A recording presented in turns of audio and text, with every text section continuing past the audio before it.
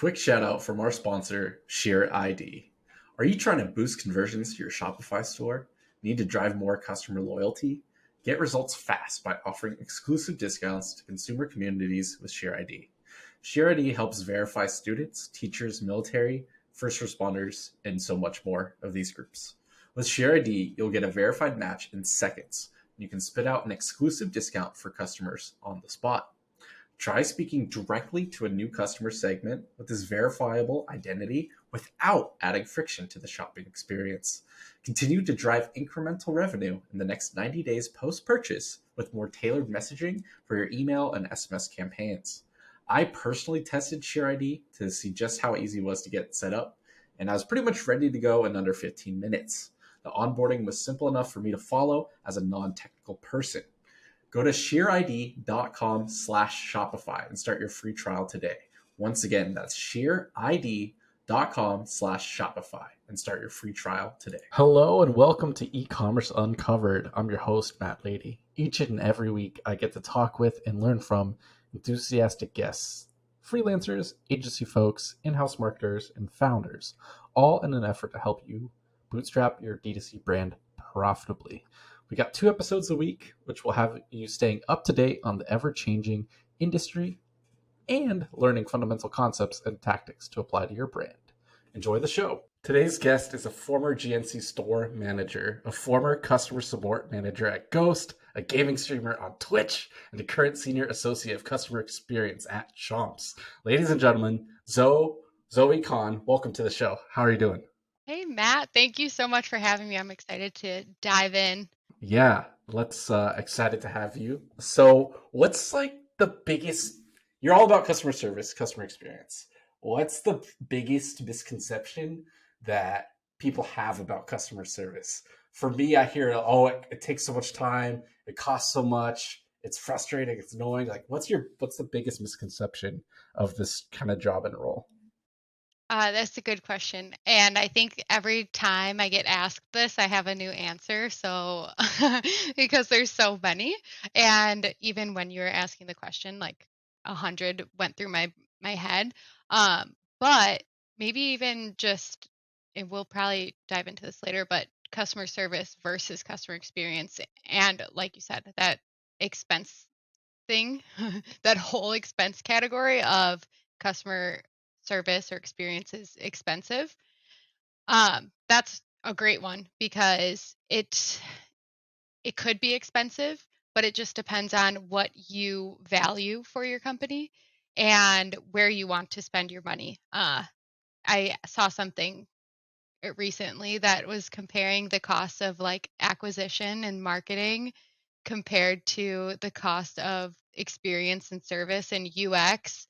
And it's astronomically different usually. So that is a huge misconception of like where you should be spending your money in a business. So that's a great one.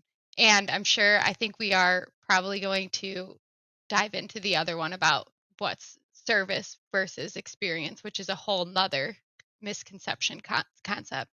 Yeah, so absolutely this like cost center versus profit center, like it's really just how you frame it in your perspective and what resources and skills and what is available for you in your business at that moment. But that's a great one. And then we are literally my next question is about service versus experience. Like, what does that mean to you? How should brands be thinking about it? And let's like kind of go back and forth on that.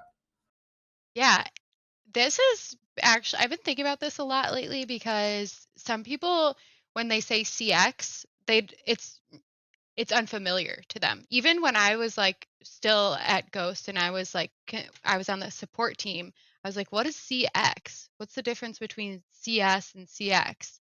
And it took me a while to figure it out.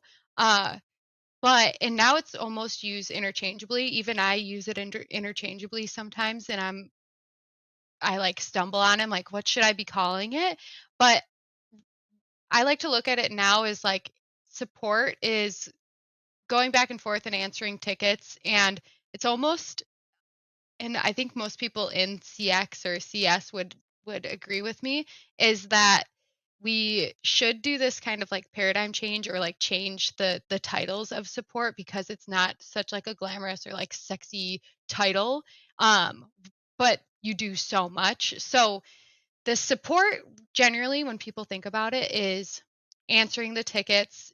And usually people have this like, oh, I'm going to call support and I'm going to talk to someone who might not even speak my language, and they're not going to listen to my questions, and they're not going to help me, and I'm going to have a horrible experience. Like, I think that's what people have as like support in their mind. And so I think what we're doing in this industry, where like a lot of industry leaders are shifting to this experience where it's not just answering tickets, but it's like pre-purchase, post-purchase, during the purchase, the user experience on the website, the what's going on in the warehouse, surprise and delight, the retention, like that all is the customer experience. But in reality, it like is stemming from those tickets, because you're using those tickets, those support tickets, to use this feedback loop and relay and do this feedback bubble up to the team. So it really all falls in one. It's the whole customer journey, the whole customer experience. Right. Yeah. So it started out strictly kind of customer service, customer support, pretty typical as we saw from big businesses, and a lot of them are notorious for just like, oh, can never get a hold of them, can't get a real human, or oh, I have to call them, I can't just talk to them on chat or email, or you can only do one way or another. And then so once e-commerce started coming up and you're selling more like a small business owner, small founder selling like directly to people, for a long time it's often just the founder getting in there and responding to people. It's like, this, I made this, or I started this, I'm there's no one else, like this is just the founder. You So can't talk to my manager. I am no. the owner. I am the manager. Yeah, exactly. So that's like how it started. Now you're, as people are realizing, as you know, as you grow in scale, you have more products, you have more team members, you have more revenue, you have more things to worry about. Uh, your role as a founder changes over time. You start thinking about, oh, customer experience and like taking care of these people. It costs so much to acquire, drive traffic to your site. You got to make the most of it. And so, oh, treat them well. They just walked into your store physically, if you want to think about it that way. You're not going to just not respond to them if they ask you a question. You're not going to ignore Yep. them. So you Yep. want to like treat them well, take them in with open arms, and try to take care of them. And it's hard to have that human experience online or on our phones, right? Versus just being in person. So I like how you're getting at, it's evolving over time to this customer experience, and it's kind of this all encompassing bucket. So speaking of that, um, with it, if you're a bootstrap founder and they're like, okay, this all sounds good, like I want to take care of them, I want to think about them from pre-purchase, during purchase, after, like post-purchase, and they can't afford to hire you or someone like you full time to do it for them, right? So they're doing it with themselves, but they can't hire you for like an hour and then do like a consult. So like, where would you start with identifying a brand's like issues and problems, or opportunities for customer experience? That's a really good question. First of all, I wanted to compliment your analogy on treating a customer as if they walked into your store. I never thought about that, but that is like so like that was amazing analogy. I'm gonna use that one. So thank you. You're Um, welcome. Thanks. but if that's a another good question, I usually like to tackle pain points, because pain points can be solved at the customer level when you listen to them. So Okay. when a founder comes to me and asks me a question of like, can you use a blind eye and look at our processes? Um, a lot of people struggle, and I just talked about this with someone, but there's two things: is uh, their actual return process and how you're doing it, and then also like brand voice. And it's crazy how I see people like tackle their returns, and because those are the customers that don't like the product, right? So it's hard for especially founders to like look at these customers not who don't like what there is their baby and figure out how to tackle that. Some people will Yeah. be like, no, you can't return it. It's perfect. I love it. I made it. I know it's perfect. Like, how could you not like it? It's mine. I made it, you know? Yeah. And Yeah. so like I see that a lot of like founders start off with this like strict return policy. It's like you must be within 30 days of the purchase and like maybe and I'm not going to send you a return label because that's going to cost me money. I don't understand why you don't like the product and like it's like offensive because Yep. it's your baby. And so I see a lot of like evolution in the return process and then a lot of times it'll get like kind of outsourced with like different tech to like fix this like huge problem, but then it slowly but surely gets like farther and farther from the founder where they're not using that return feedback why people are returning to use that in the evolution of their brand. So that's actually like where I spend a lot of time when I'm helping companies is like perfecting their return process or maybe their exchange process and figuring out why and the root issues or the root problems that people are returning or wanting to return things and fixing everything that you can. And Okay. that's where I like to Yeah. focus. Okay, so that's awesome. Let's start there. So that's you're looking at the pain points not only of the founder saying, "Hey, this is painful for me as a founder to do customer service and returns," but you're going right to the customer because Mhm. that's smart and that's your job is to help those customers out. Is like, why are they returning? Why are they dissatisfied? And so for an apparel brand, oh, that could be the wrong size. It's a different shade of color than I expected, or it's literally the wrong one. And so if that's consistently popping up, that's very good information to be aware of. It's not just like an automated customer, either a bot or customer service agent, just like, cool, I'll refund you, no problem, like return, no Mhm. problem. If you're a founder early on, you want to know, okay, why is this the main complaint? Like, is there anything I can do in my website, in my emails, right, to Mhm. actually change and proactively help that situation out? So that's really good. I love where you're going with that.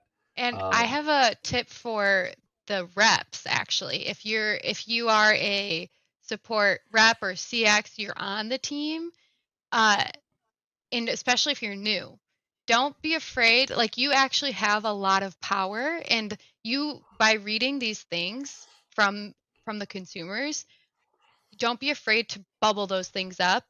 A lot of times, I think reps are scared because they almost feel Yeah. like they caused the problem. But I promise you, I promise you, the founders want to hear these things. They want to right. figure out and like if you can and it's interesting too to see if what the processes are too because a lot of times there isn't as much organization behind it. So like reps, if you can find a process that like you see a pattern and you can notate this is what happened to this customer at this date, this is the product and just start notating those things if it's not something your company does already and bring that to your manager or to your founder and say, "Hey, I noticed this pattern and I have a feeling like we can fix this." Like you will get so much respect from your founder, and the founders have such a hard time trying to get that from the people looking at their tickets. So don't forget that like you have so much power and you can use it and like don't be afraid to speak up. Yeah, no, that's awesome. It's you're a profit center. You're a part of the Mhm. team. You're not just like taking all the people yelling at you. Like that's Yeah. part of the job, but like if you're able to extract patterns, trends, insights, that's really good. So you'd start at the pain points of the customers. You try to figure out the return policy, like return and exchange policy, but also why they're doing it. Um, what would be next? What's another thing you start to look at, or is there more with that first part?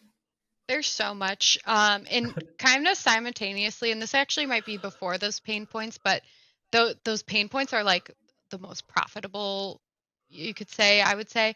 But even before that is like the organization and the automation of, I always say, like, automate what your customers don't know is automated, so that you can like organize everything, especially high volume companies and tickets. That like foundation of automation and then organization is so important to keep your team under control and to be able to find those patterns. It's really hard to like do that pain point step without that organization.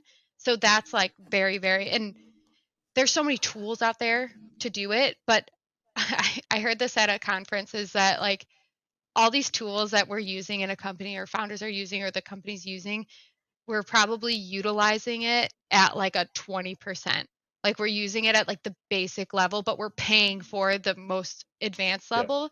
So if you could like take a step back, block some time out of your calendar to like really utilize, like figure out what you're not utilizing in your tools to help with that, like saving time part, that's huge. And it's very valuable to companies, because you can like, you don't have to scale as quickly. You don't have to have 20 members on your CS team. Like, you can do so much if you have just organization foundation.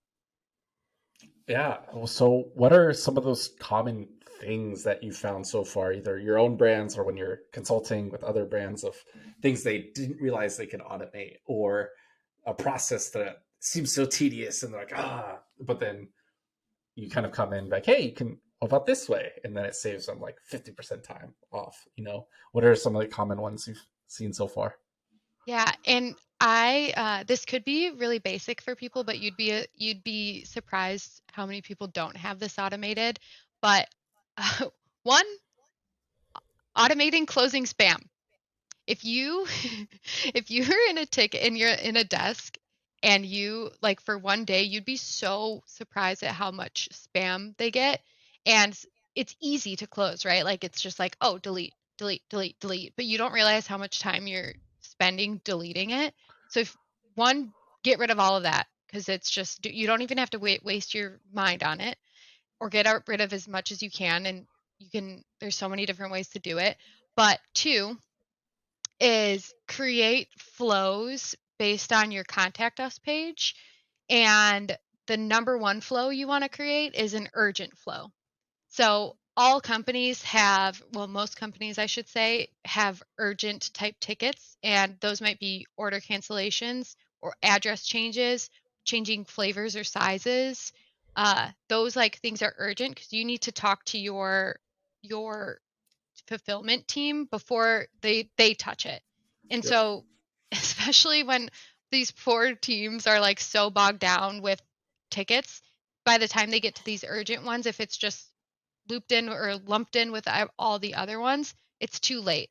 And then you have an angry customer. And 9 times out of 10, I mean, I guess it depends on like your procedures, but like, you're going to help them anyways. So it's like a lose-lose for companies if you don't Right. catch these tickets. So there's a bunch of different ways you can do it, but figure out how you can make sure your contact us page isn't just email team at Chomps. It's here, what's your issue? Tell me about your issue before you, like, instead of just getting an email that says, hey, I need help with an order. So automate all of that as you can. And customers, it's not like they're like, oh, I'm talking to a bot. They understand you, they're giving you the necessary information. You're asking them for the information, and then have triggers on your back end, no matter what system you use.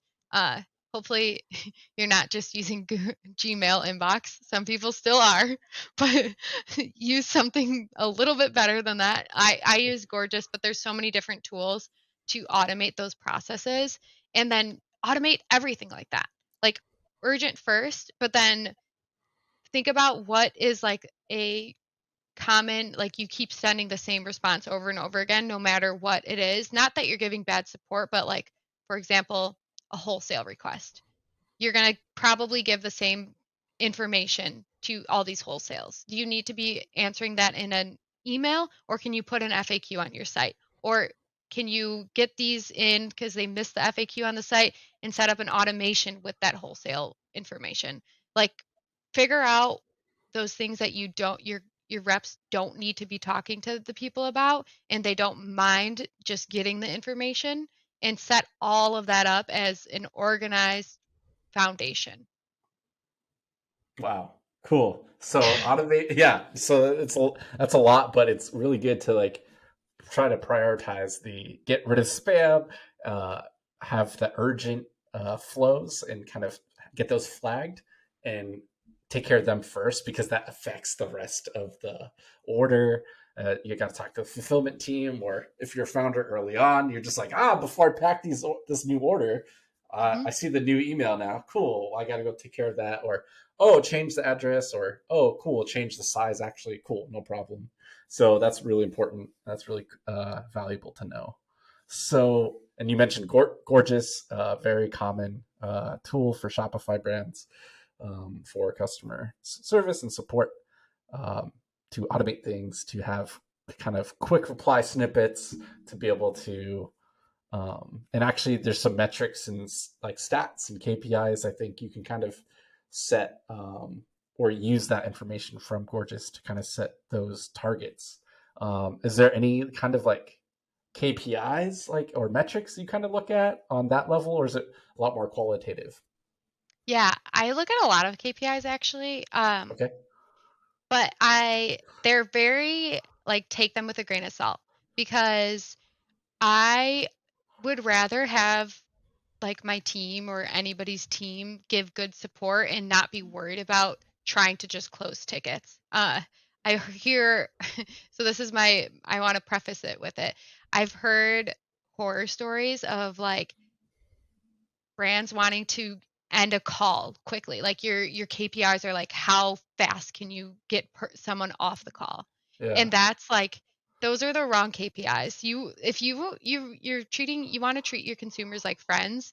And so if you're going to take a little bit longer and like ask them how their day is, or ask them what their dog's name is, like, that's okay, because you're building connection. So don't let these KPIs affect your connection. Like, connection and building that community is first, then KPIs, in my opinion. But at the same time, you can have good KPIs and good service. So I look at things like one-touch tickets. One-touch tickets means, like, the higher you have it, the better usually, because this means you're reducing back and forth with customers. So this means, like, you're setting your customer up for success by telling them what you need up front. You're reading their email. That's a huge one, is like, actually read their request. Yeah. Yeah. Otherwise they're going to get pissed off. They're going to say, like, I already told you this information. Why are you asking for it again? And, like, you're creating unnecessary back and forth. Just refund my order. Why are you asking me things I've already given you? Yep. So one touch tickets is like reducing that back and forth. So that, like, percentage is important to me, and it's different. Like, each company is a different rate. I would say, like, some people can get up to like 60%, but some people are down like 20%. I've seen good service at like 12%, and like been able to automate some things where they're still having good service, but you can get that up to like 30%. So those one-touch tickets, um, obviously, first response time. So that's how long your customers are waiting for a response. Your resolution time, how long it takes you to finish a ticket. What One of my favorites, that it's one of my favorites because I used to not believe in it. CSAT, customer satisfaction. Believe it or not, I was so against CSAT because I didn't want to turn it on when I was, like, early in my career, because I'm like, there's some customers that you just can't please. Yeah. Like, and I was like so scared of those customers, because I just, like, I was like, they're gonna write a bad review and my boss is gonna see it and they're gonna think I'm the worst person ever. I'm not turning that CSAT on. Just, like, I'm gonna ignore it until I absolutely have to. So, but if you're like that, I'm sure there's lots of people out there who haven't turned their customer satisfaction rating on. Turn it on, because, I mean, if you're giving good service, you're going to want to turn it on, because your customers come back with the nicest things to say. And it's like such a morale booster as long as you have good products, I guess. Like, I Yeah. guess if you have a shitty brand and shitty products and shitty reps, like maybe not. Like Maybe maybe don't. this Okay. will hurt your feelings. But if you have a genuinely good brand and genuinely good people working for you, these customer satisfaction, like, it's so comforting to see and like read weekly. And my favorite thing, like as a leader too, is to actually go through them and pull some things about the team and share it with the entire company, because these are your frontline people, and like they deserve to be recognized, and it's such a morale booster for the entire company, to see this like positive things either about the products or about your staff. Yeah. um, I look at a lot of KPIs, but those are like the service, like the first ones that come to mind. Another big one is LTV of the customers that you help and support. Uh, Hopefully, the ones that you have contact with and are building connections, your lifetime value of that customer is actually uh, higher compared to like your average. Okay, cool. That's a really good start. Okay, so just to reiterate, we have one-touch tickets. We Mhm. have average time to initial response, average completion Mhm. of the ticket. Uh, I'm blanking on one, the customer service score, and then the one you just mentioned, LTV. LTV. Yes, sorry. Mhm. Okay, so is that within Gorgeous you can track LTV, or is that with another tool and kind of just like you have to kind of look like, oh, I've responded. These customers had responses, and over time they've spent more or repurchased more often. Like, how do you actually kind of start to track that or think about that? That's a really great question, because this is something that has taken me a long time to figure out. So, Um, I actually didn't start looking into this until I started taking over email marketing, because in Klaviyo you can see the LTV, or like the predicted LTV of that customer. And so I was like, oh, interesting. Klaviyo is connected to Gorgeous, and Gorgeous is, or in Klaviyo tells you LTV. And then I started looking at it, and then I started actually looking at it in like a slow way, where I would like we started tracking customers that we went above and beyond for. So like these are customers that we would send like a gift to, and we would just track those in a Google sheet, and then go back to them and like just check LTV compared to average LTV. Um, but I got really frustrated trying to like figure that out, and I'm sure a lot of people struggle with this. But recently I started using Lifetimely, which it's pretty cheap for companies. I think the most expensive one, and none of this is sponsored, by the Nope.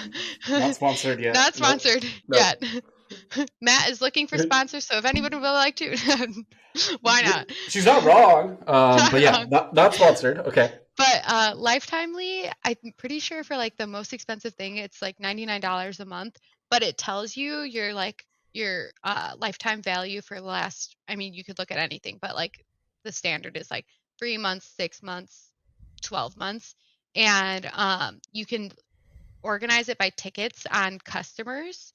So like you can easily tag a ticket in Gorgeous, and you can do this.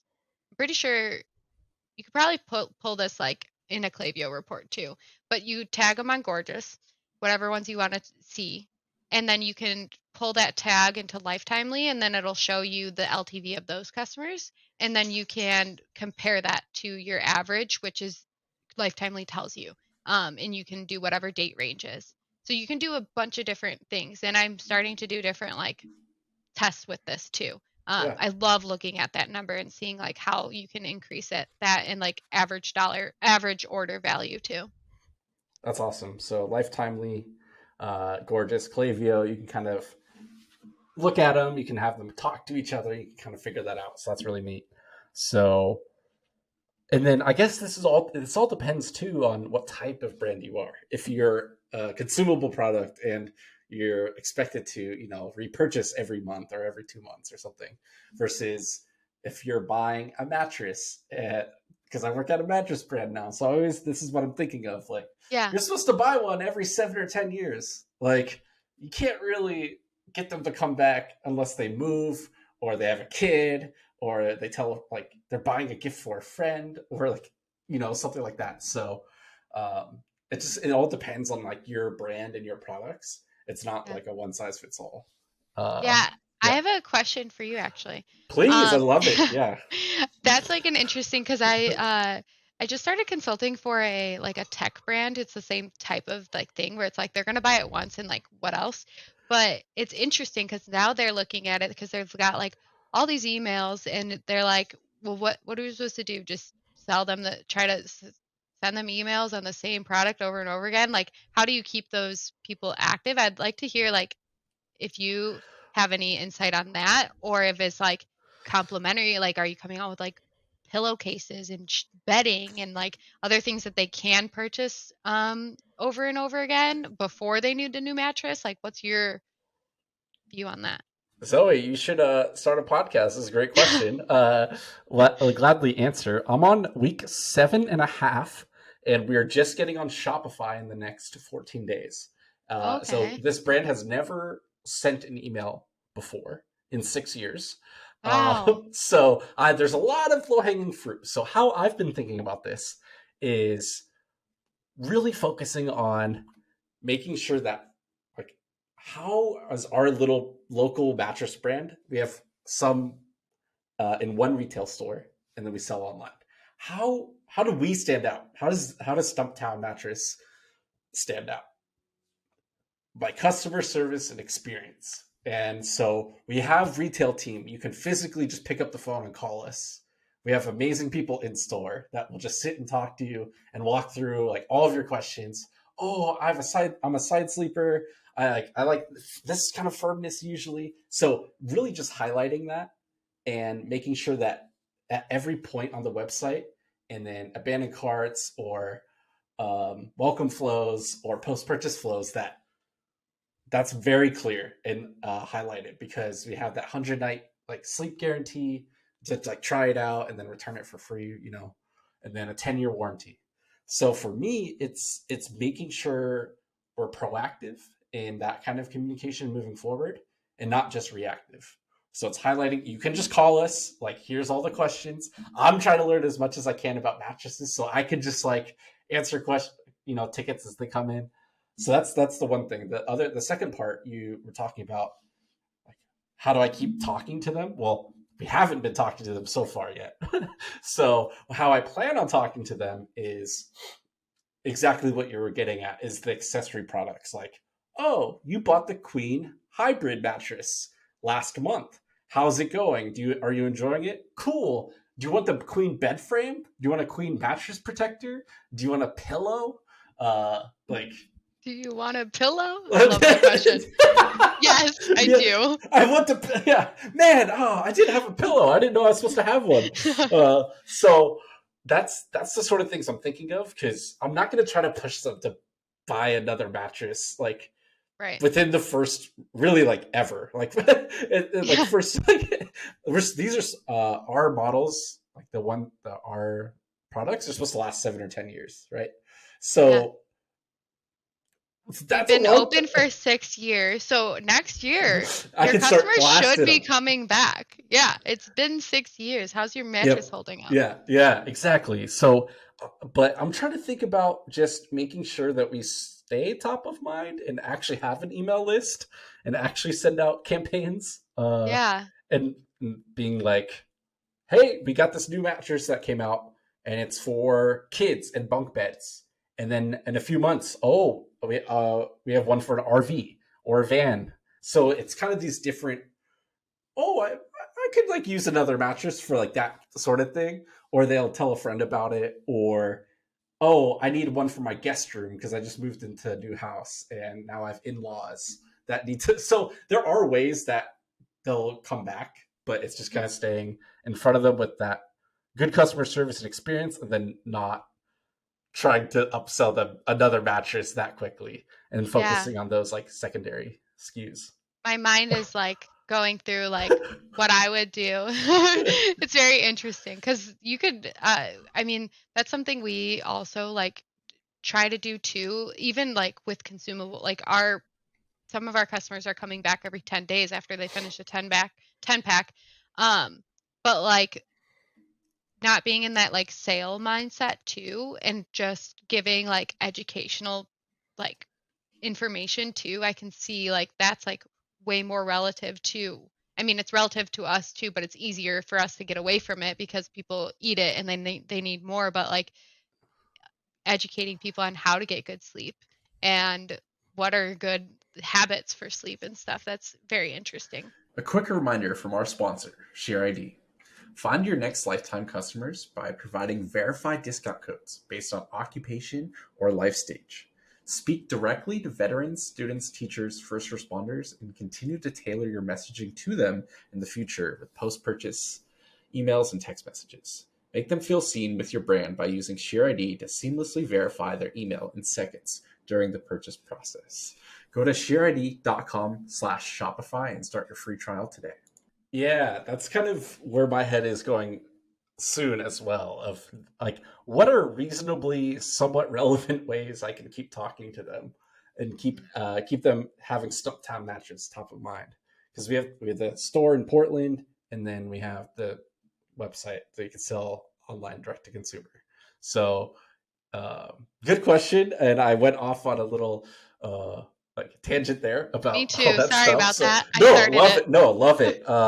Happy to jump in and take some of the burden off of my guests. Happy to share. So okay, so then those are some of the metrics. Okay, so getting back to where we were, I completely messed up the flow. it's I good. love it. It's good. It's good. I love it. You're making me work.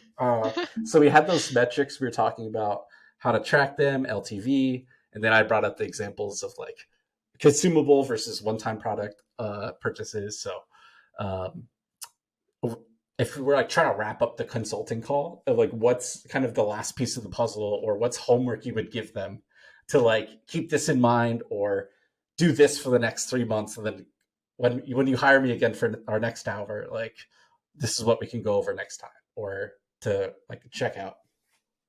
Yeah, was the question over? Sorry, I tried to kind of just cut you off. Okay. No, you're good. It's depends on that foundation because I see a lot of times where uh, people are having a hard time figuring out what their biggest inquiries are, or like their most inquiries come from. So a lot of times the homework is like showing people how to properly like tag their inquiries or figure out those like those buckets so that you can uh, figure out where to focus on. I was talking with my one of my coworkers, Kate. She's like my right hand girl at work. We tackle CX together, Nice. and we had our one-on-one. We meet a couple times a week, but we meet at least once a week to like just talk about like anything new that has come up, any improvements we can make, anything weird, any website. Like we talk about so much, and we started this new process of like writing down every single thing we talked about, and we were like, holy shit, we talk about so many different aspects of the business in one like one-on-one, which is like usually like 30 minutes to an hour call.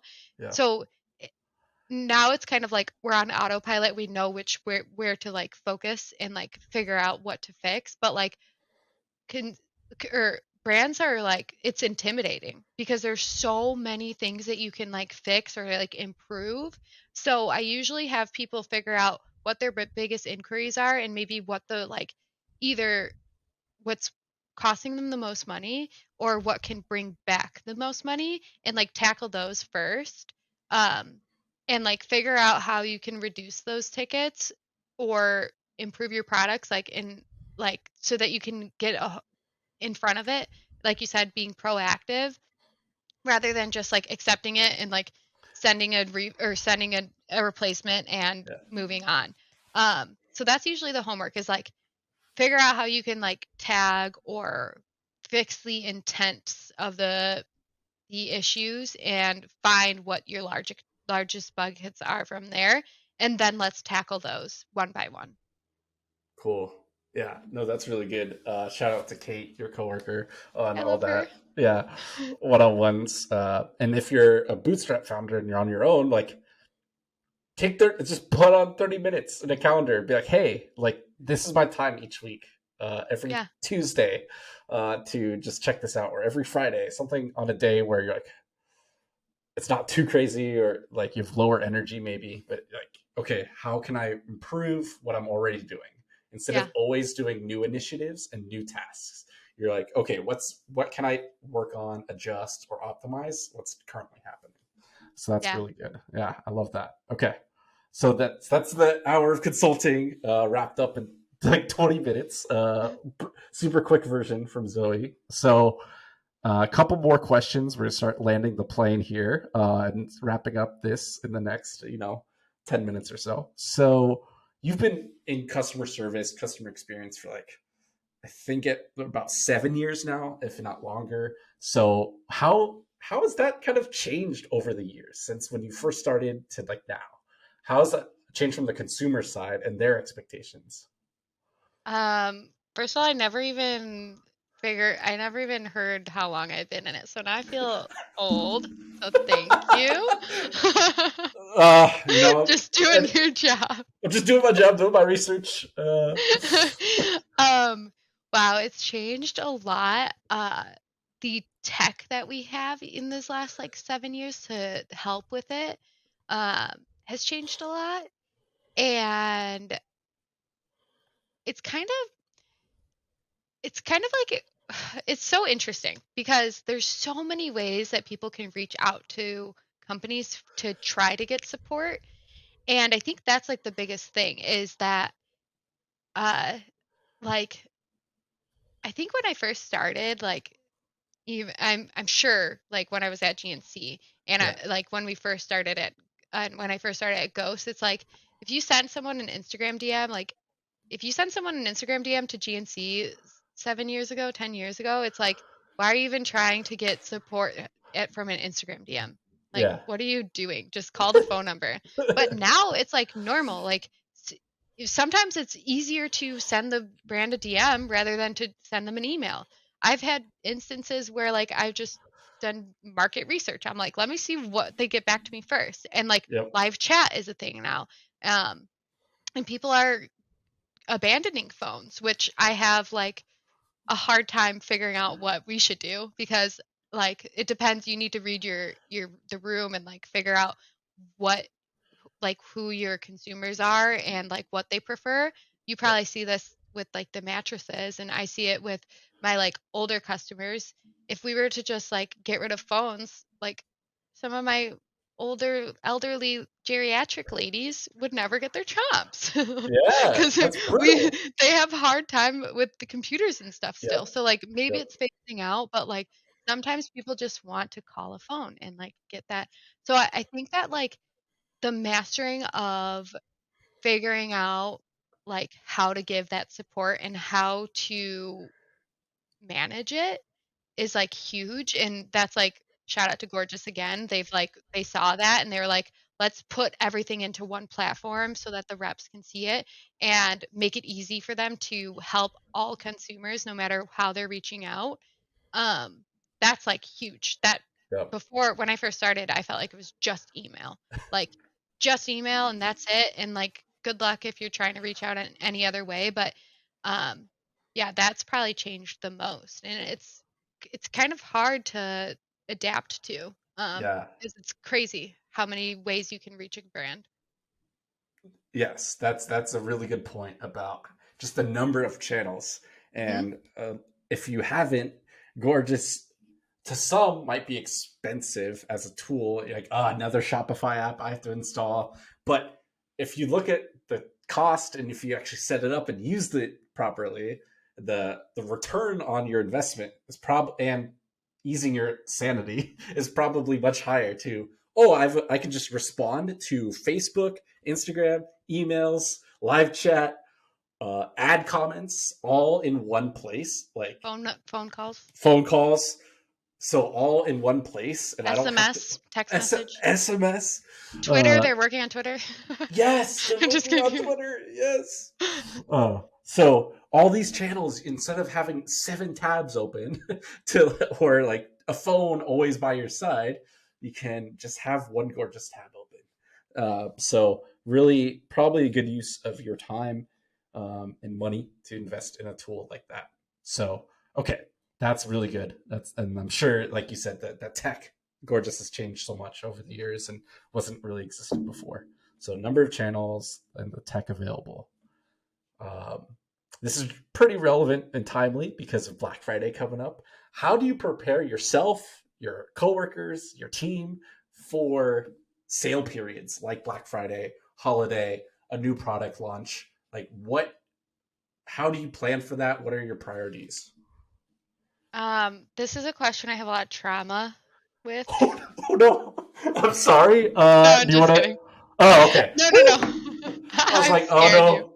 Yeah. I was like, oh no. Like, No, because of my trauma, I have a lot of good answers. Um, because I have been through a lot of sales, and like Black Friday, Cyber Week is like the epitome of it.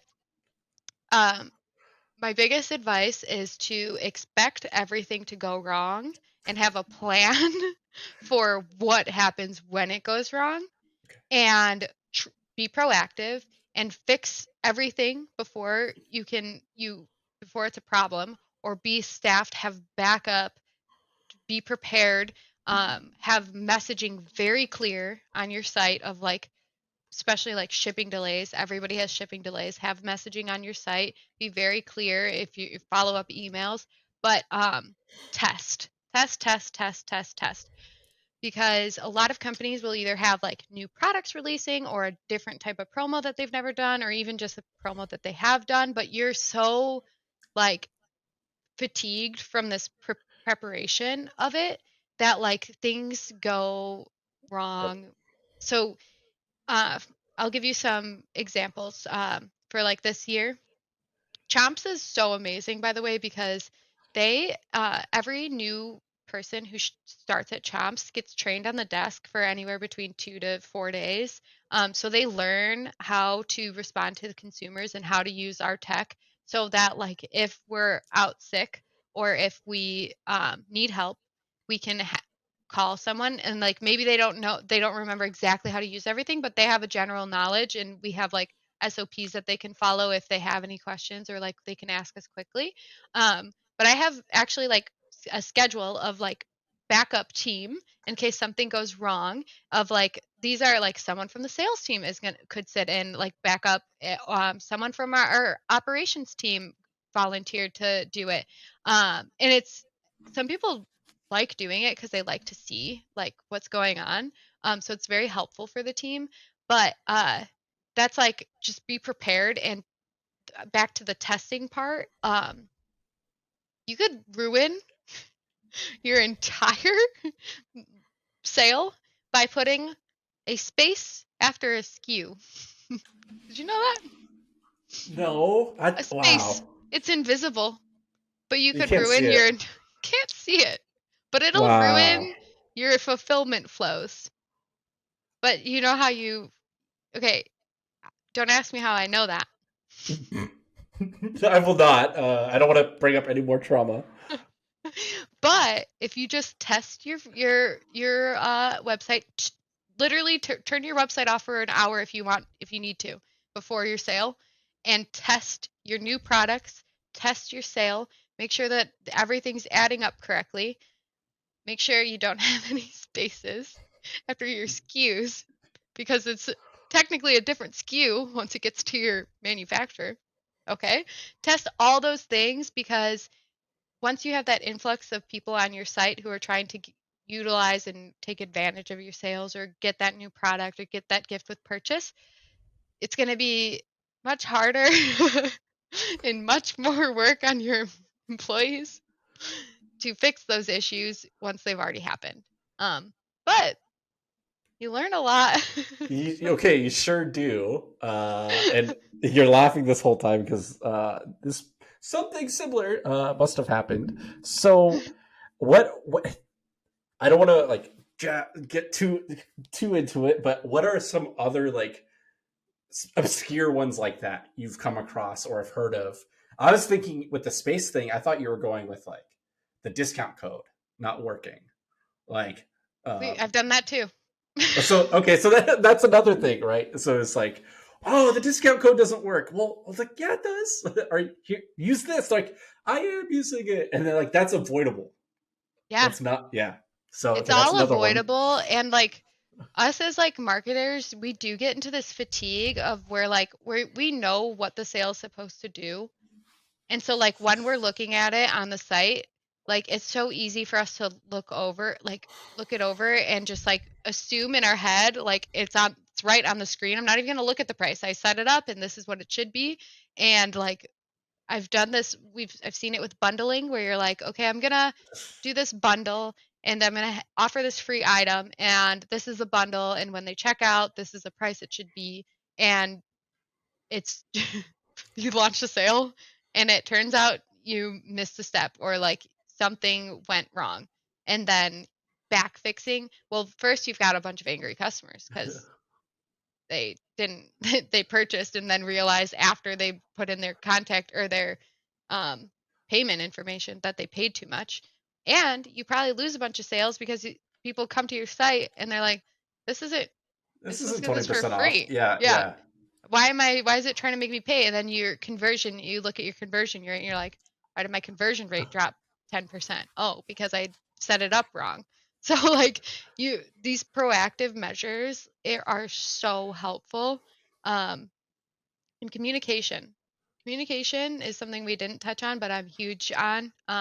Letting the marketing team needs to talk to the operations team. The operations and the marketing team need to talk to your service team because your web team, your dev team needs to talk to everybody. This communication is so vital because everybody is connected. And if somebody doesn't know what's going on, like gaps can, or like even the simple one where marketing team forgets to tell the operations team that they're having a sale or they want to do something last minute and there's not enough inventory. yeah, They're like, "Oh, I need to make these whatever KPIs and make these revenue goals." But like, is there even enough inventory to like do that right now? yep, You have to like talk to everyone. Like the doing those things, the communication, the testing, the proactive assuming everything's going to go wrong, that's going to set yourself up for a successful sale.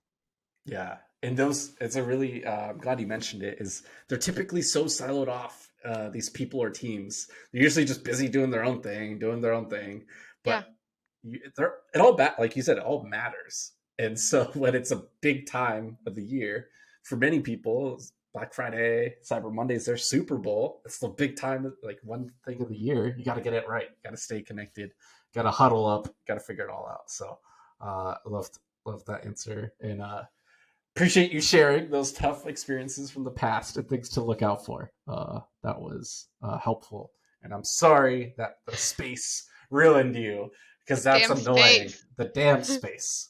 Okay. Okay. Last one.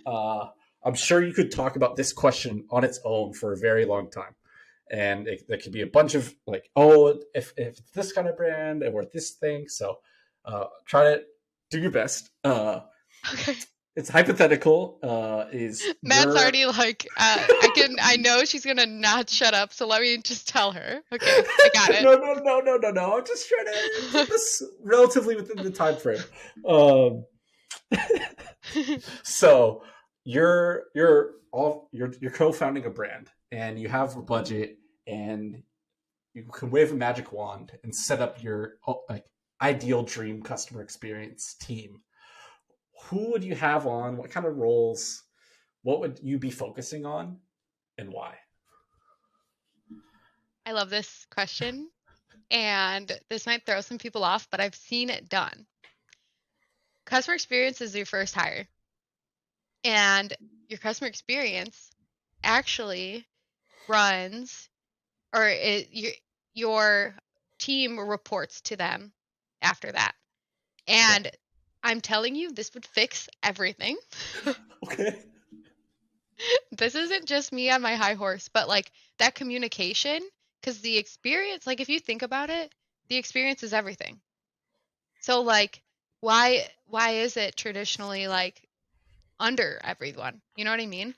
And I was thinking about this because I've worked on experience teams where they work on the marketing team, and then I've worked on experiences that they work on the operations team, and both have their struggles. Both have their pros and cons and both have their struggles.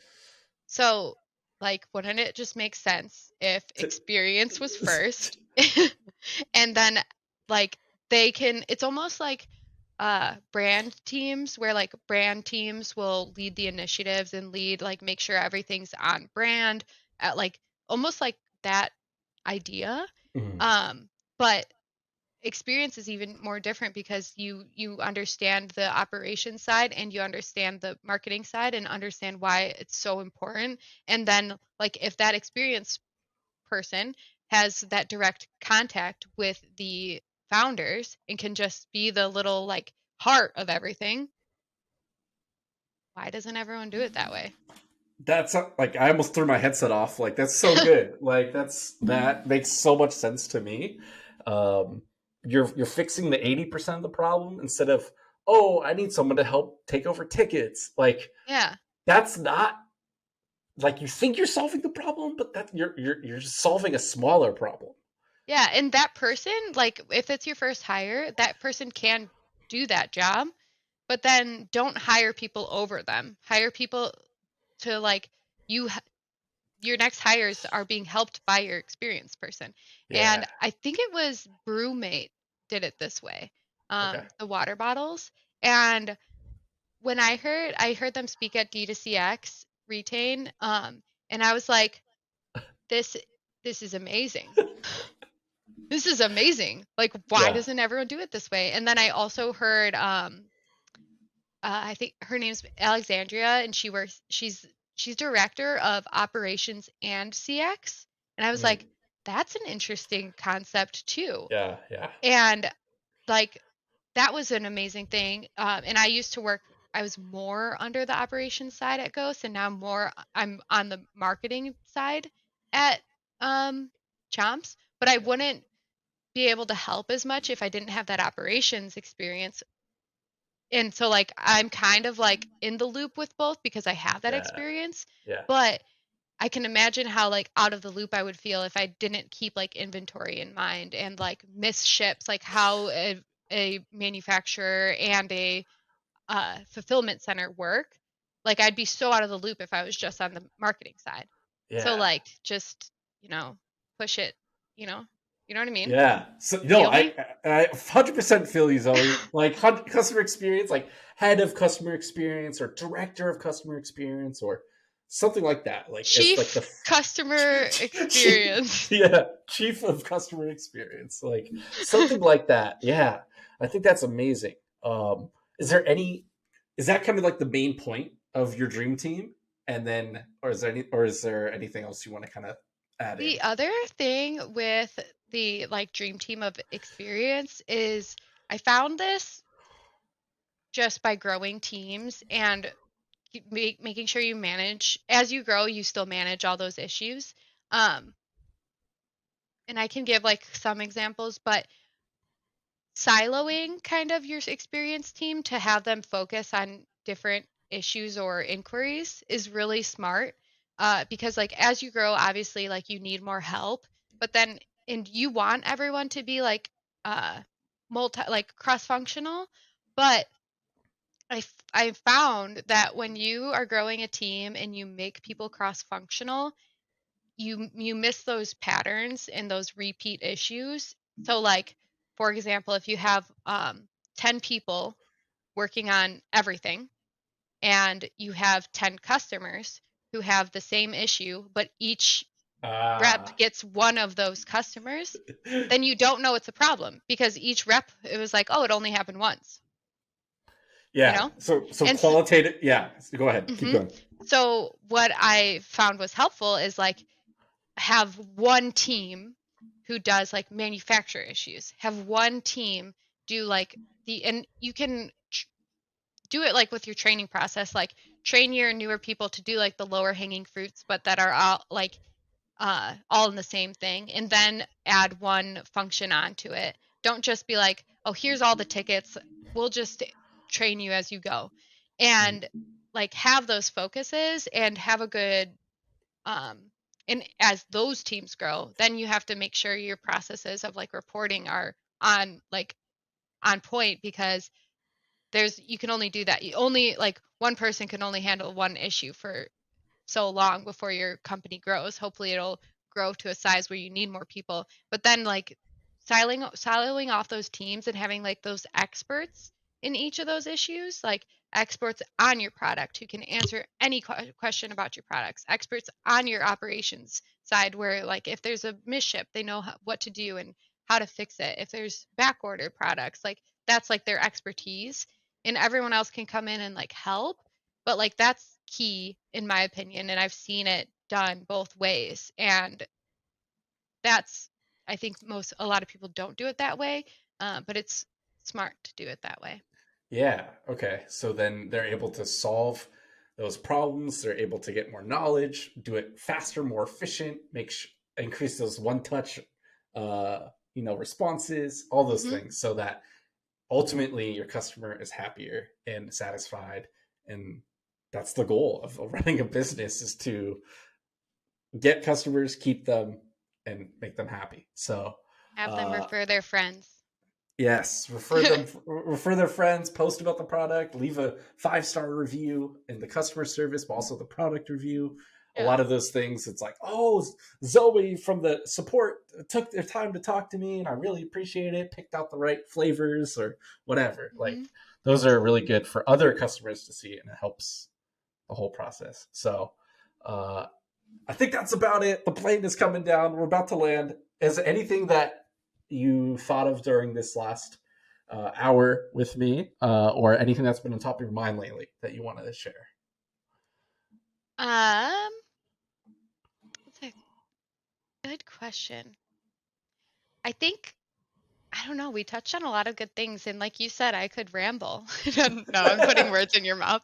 But there's just so many things about customer experience, and I'm I'm really really happy that people are highlighting it and like looking more at it and understanding how important it is in the retention of your process, Yep. and putting more money behind it and like reallocating, because we all know acquisition is really freaking expensive. So like, why don't you just retain your customers that have already shopped with you? So Yep. I think that's my end of ramble. Awesome. Appreciate end of ramble. Really appreciate your time and insight. Zoe, where can people find you if they want to hire you for consulting? If they want to talk to you more, where do you want to send them? Yeah, I've been tweeting. It's my name underscore ZoeKahn underscore. So Zoe Kahn. LinkedIn is a fun place too. Uh, I'm on all the socials. That's Okay. like a side hobby. Is like you'll find me on social media if you know how to spell my name. And then my fun thing, if there's any nerdy gamers out there, like me, I stream on Twitch. So and that my Twitch handle is Agave Zoe. Agave, like the plant that makes tequila. Nice. Zoe, Zoe. That's my Twitch handle where I play video games and don't think about D2C. Love it. Go follow Zoe. Go check her out. Go watch her stream. Really appreciate it. Thanks for listening, everyone, and we'll catch you on the next episode. That's it for today. Thanks so much for listening to this episode. I love being able to do this, continue to learn, and meet people in this industry. Every rating, review, and episode you share with a friend means so much to me, as I'm bootstrapping this show as part of my media brand, High Key Geek. If you haven't checked out my other show, Brand Builders, you should. It's with myself and Tom Brown and Richie Machiko. 2 times a week, we talk in a much more casual setting, and we think out loud, we brainstorm, and we share our lessons as we continue to operate and run businesses in the D2C space today. We didn't exit, we didn't just consult and advise now, and we're in the trenches as we like every day still. So we're learning in real time and sharing it with you as we go. That's Brand Builders on High Key Geek YouTube, Spotify, Apple, or wherever else you find your podcasts. Catch you next time.